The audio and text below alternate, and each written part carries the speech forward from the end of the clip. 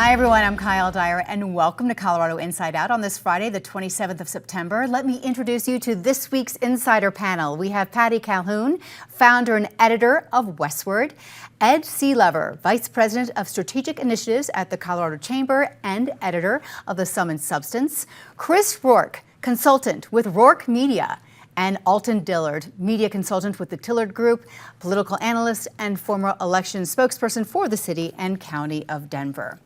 This week, these are going out. Have you received your blue book yet? They're coming into all of our mailboxes. So this is a sign, everybody, it is time to get down to business and do some homework with the general election a little over 5 weeks away. Patty.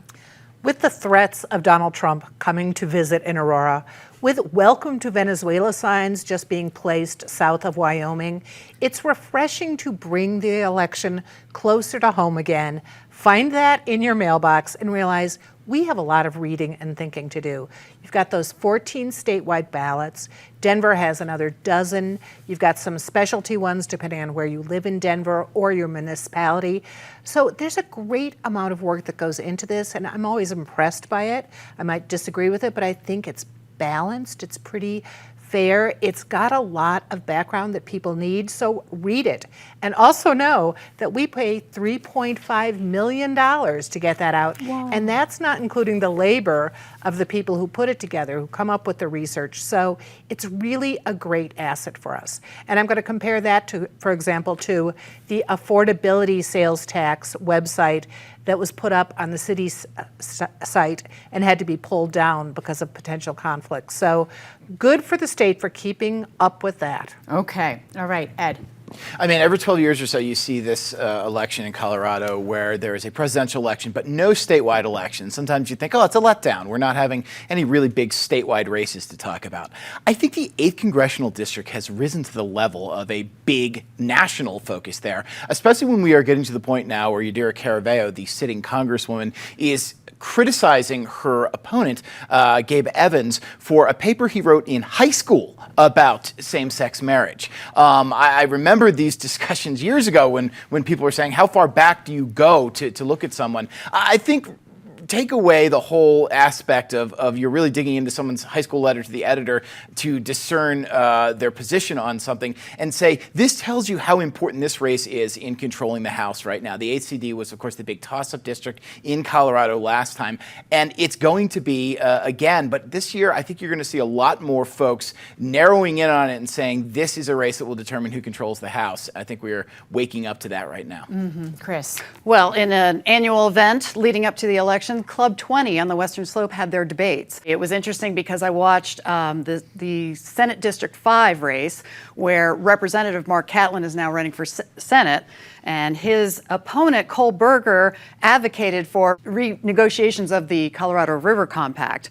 Well, Mark Catlin schooled his opponent on really what's going on in 2026. We're not renegotiating the Colorado River Compact. That would be disastrous for Colorado. Rather, they're looking at operations of Lake Powell and Lake Mead. How can they do it better? Interestingly enough, there was a contentious debate between Jeff Hurd, the Republican running for CD3, and Adam Frisch, his Democratic opponent. After that debate, Adam Frisch also tweeted out about renegotiating the Colorado River Compact. Hurd picked up on that immediately and said, clearly this man doesn't understand water, even though he's attacking me on my water dealings or what are perceived as his water dealings.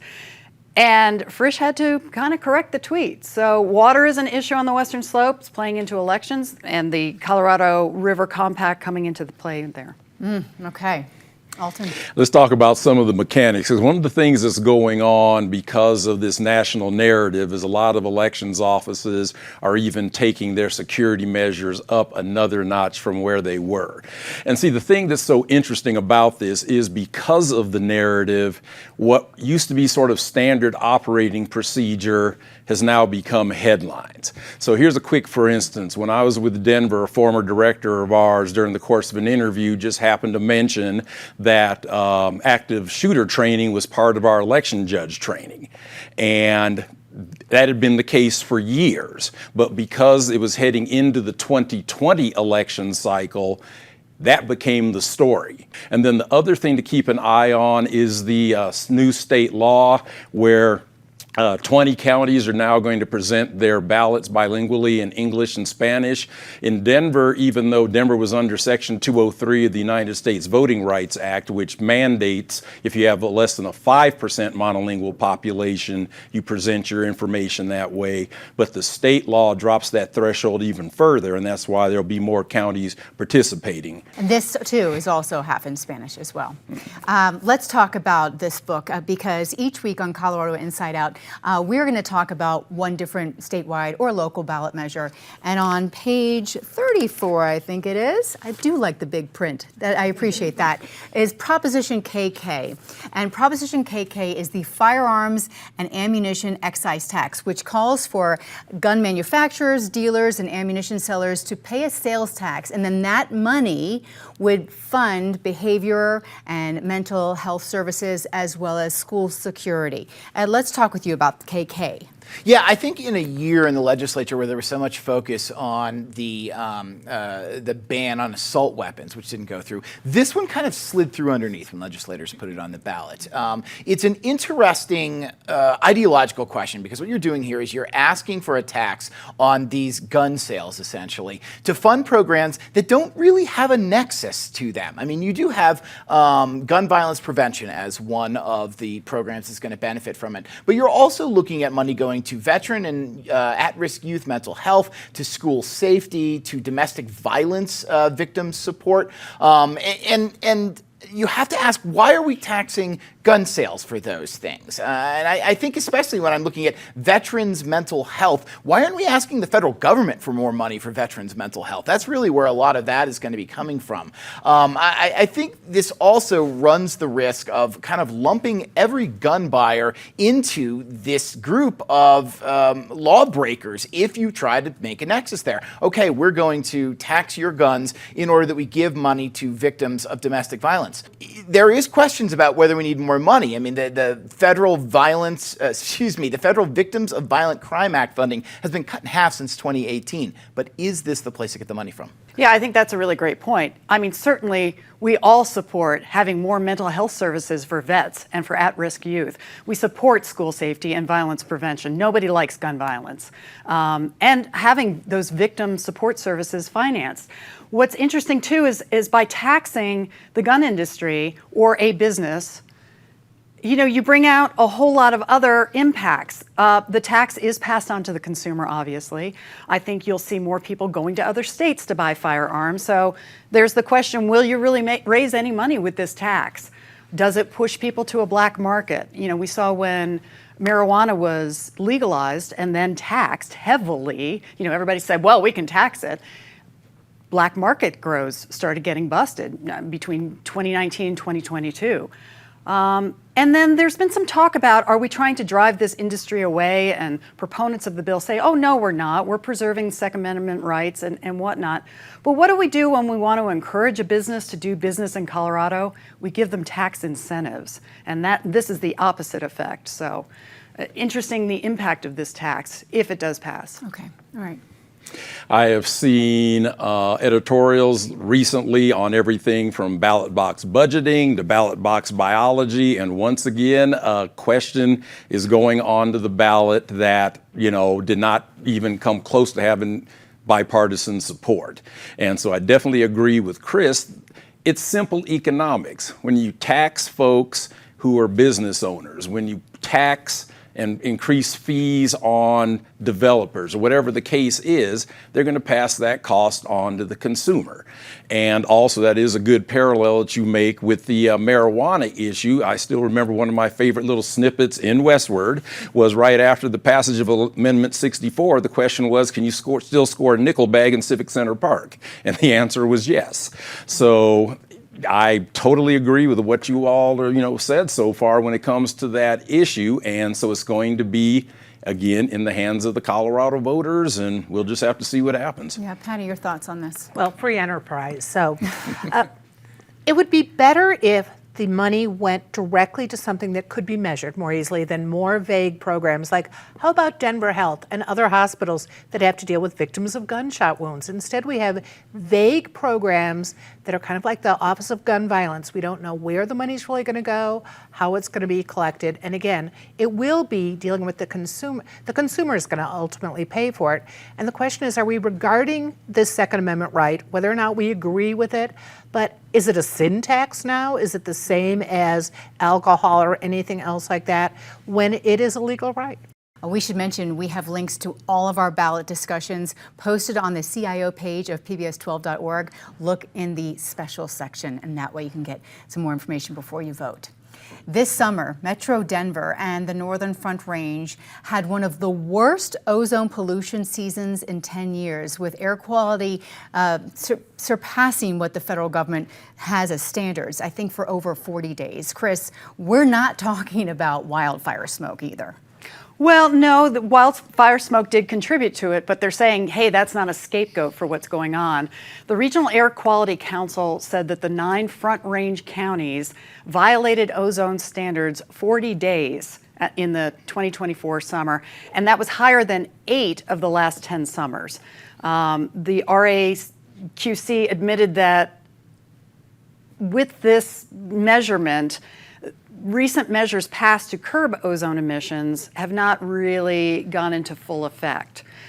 In other words, they haven't measured whether or not going to an electric lawnmower is going to benefit, and reduce ozones. However, they are pushing for more regulations now, reducing oil and gas emissions, reducing vehicle emissions, wanting less cars on the road. One environmental group wants to pause oil and gas permitting completely. So again, there is a working through of attaining our goals. We've not attained our goals despite the many measures that have been passed. It's time for them to find more effective measures that work for everyone, because what's been passed is not working. Okay. Right. And that's setting up for a true David and Goliath battle, because we're talking the oil and gas lobby versus the environmental lobby. And so, to your point about the amount of cars, we have a transit system where we can't even figure out what happened to the police chief. Are we going to put our trust in that kind of a system when we don't have something like a BART, a Metro, a MARTA, some kind of transit that actually gets you from point A to point B where people are actually going? And also I saw, some of the news coverage about this issue, and I, from a communications standpoint, I was like, because they were also talking about the age of some of the equipment as being a factor into the fact that some of this stuff gets up into the air. But the other thing, because I'm also a nerd, the pure geography/geology argument also about, hey, you've got this city that butts up against this large mountain range. It is going to create that sort of bowl effect. I've also seen the ads that CRED has been running about how responsible oil and gas development is happening in the state of Colorado. So, as always, devil's in the details and the truth's in the middle. Yeah, Patty. Well, oil and gas is losing one of its great advocates with Dan Haley, who used to sit at this table. We can bring him back now. I think he's moving on in November. So he'll be fun to argue with at this table. Remember the days of the brown cloud? There is no question that Denver's air has gotten better. The bowl effect, however, is something that is really tough to work around. We've got the auto emissions tests that are on equipment that's, 35 years old, when there's no question that cars are getting cleaner. And as Alton points out, you don't have a lot of options between your clean car and a bus that might take, or a light rail train that might take 4 days to get to your job when the police chief for RTD is zooming by at 100 miles an hour. So I think we need to really scientifically see what can we do that'll have an impact. In the meantime, can we talk to the feds and get a little forgiveness as we have in the past? And at least this summer, gas did not go up as much as we thought it would for the last violations. Chris was talking about gas and oil permits. Ed, you've been following a meeting all pertaining to that for weeks now. Yes, we are in our fourth week of the Energy and Carbon Management Commission debating cumulative impacts rules. Now, the idea of cumulative impacts is that right now, when an oil and gas producer applies for a permit to operate, they have to look at, okay, what is the effect of that operation going to have on the air and water around them? These rules would say, let's not just consider this one particular thing that's going on, but what is the effect of this new operation going to be in cumulation with everything around it in a 1 mile area, other oil and gas and even other industrial sectors that are emitting. And it looks like where we're coming down with now is the cumulative impact analysis will require these oil and gas operators, when they apply for permits, to say, what's it going to do to, in effect with everything else, to the air quality, water quality, climate, noise, odor, wildlife, biological resources. And the ECMC will be able then to take that report and look at it and say, okay, in addition to everything else that's going on, we will require you to do certain things to operate here. But it looks like the ECMC is going to settle on, we will consider this analysis, and if it looks like you are going to add too much to the already existing emissions in this area, we're going to require best management practices, things like electrification or newer equipment that you were mentioning there. Only then will we grant your permit to move forward, and that should address some of the issues that have come up. The green light is very bright for some construction projects. Let's start with the Denver project that will begin next month, and that is the bus rapid transit line along Colfax. Let's talk about this first with you, Alton. The phase one of this project is going to happen right in Civic Center Park, right? Yes. And first thing that comes to mind for me is, where have you gone, Jack Kerouac?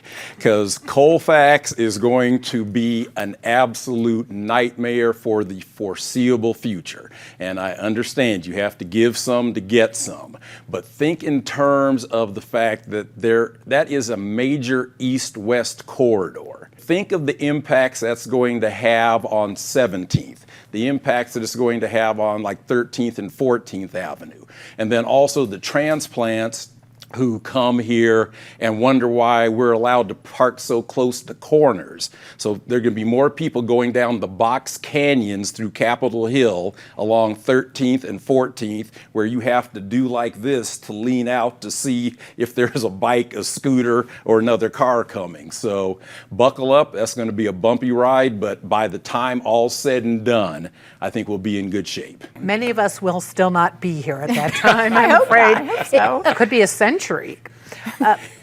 Think about the businesses on Colfax. That's what concerns me too. These are not big chain businesses. These are mom and pops that have seen tough times. They've survived, but they may not survive this. And it's just like businesses on Broadway that have had those problems. But I'm going to ship from Colfax down to Cherry Creek, and where I may never get to again unless I get a flying car, and I hope you're watching, Tim Jackson. We're going to all need flying cars to get around this town, because the construction at Cherry Creek, what it's going to do with gridlock down there, those are not big streets. We all know we've got some issues with public transit. So Cherry Creek is going to not only have gridlock down there, but it's also going to put a little bit of gridlock on development in downtown Denver, because everyone is looking to the future in Cherry Creek, not so much downtown. It's called Cherry Creek West, West. Right, where the Bed Bath & Beyond sat for so long, and the Elways, and yeah.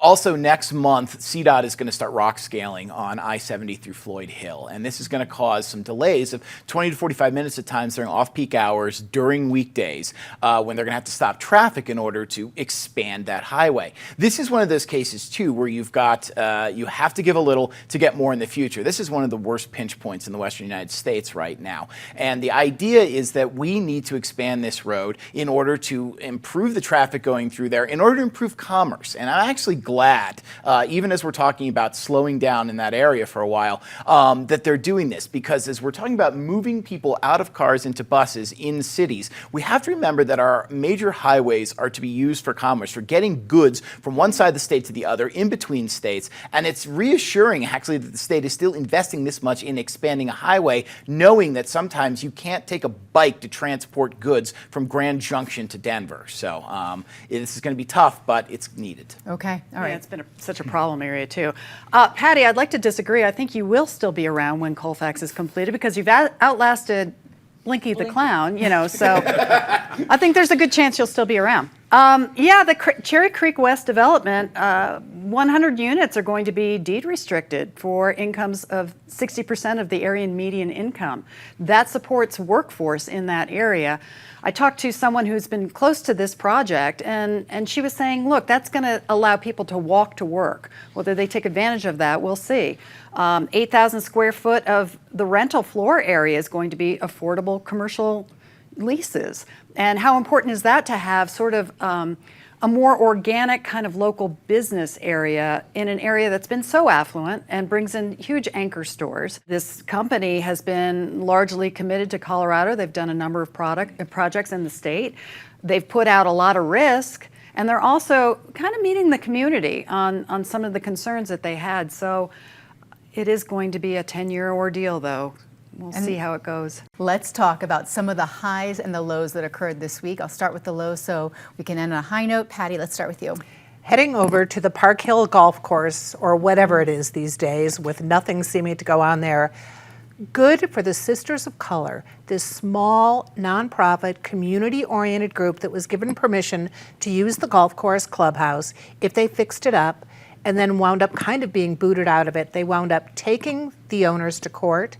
They won last week. They got their money back. They got their lawyers' fees back. They're doing such good work. So good David Goliath story. This David won. Okay. To the Boulder King super shooter, who I will not name, it was fascinating to hear in your trial that you used mental illness as a defense, but yet were heard shouting, this is fun, while you were taking the lives of 10 innocent people. I'm glad to see that a jury has sentenced you to life in prison. I hope it's fun. Well, I'm going to go back to the Club 20 debates and the Congressional District 3. I don't know that I'm going to blame Adam Frisch or the moderators in the debate. They had a cross-examination between the candidates. Each candidate was given 5 minutes to cross-examine his opponent, and it turned into sort of a drilling down by Adam Frisch. He didn't give his opponent the opportunity to answer to the questions that he was asking, and it kind of made it really uncomfortable. I thought Hurd responded pretty calmly at the end of the exchange when he had the opportunity to cross-examine Adam Frisch and give him the opportunity to speak. Hurd turned to the audience and said, hey, look it, who do you trust here?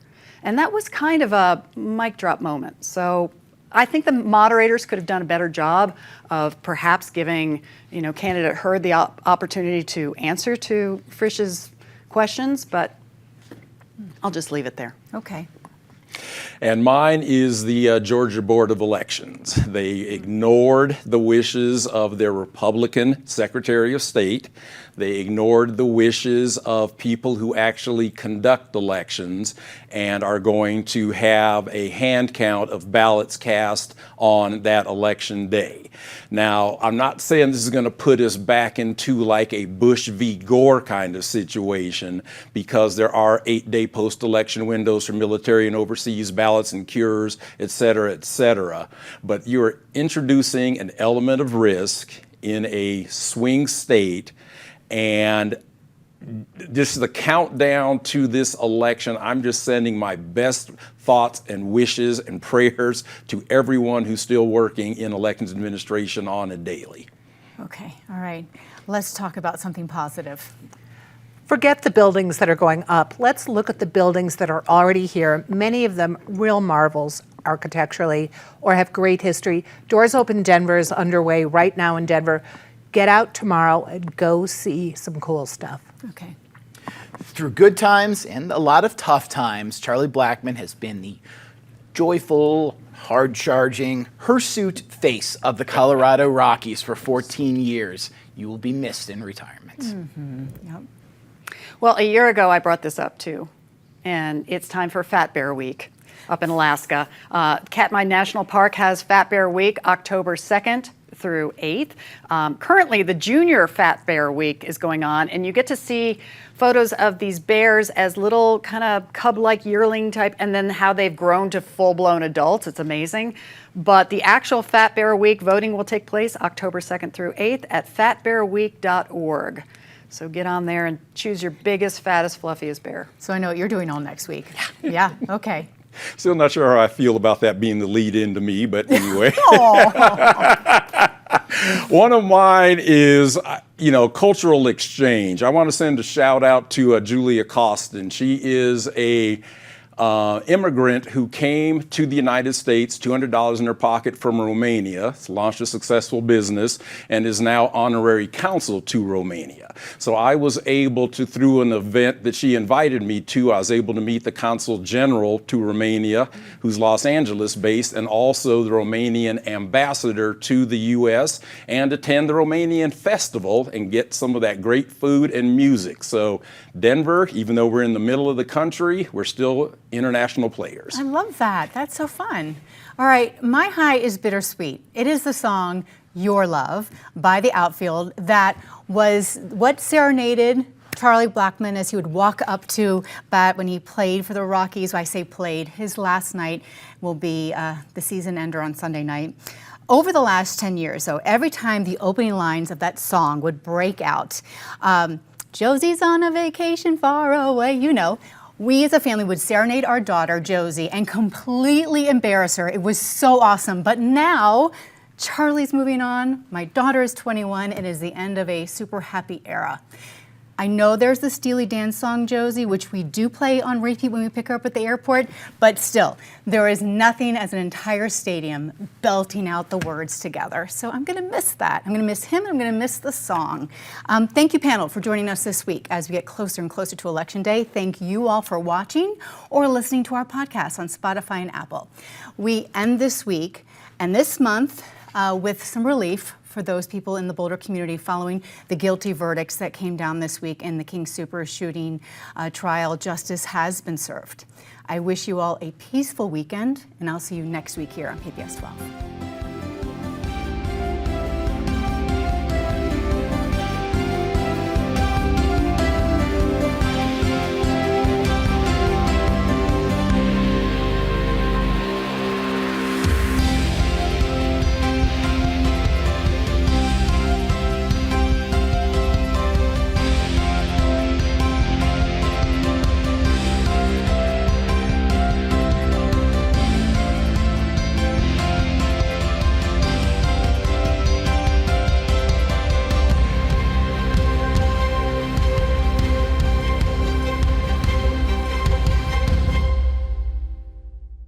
PBS 12 believes in the power of original, local programming.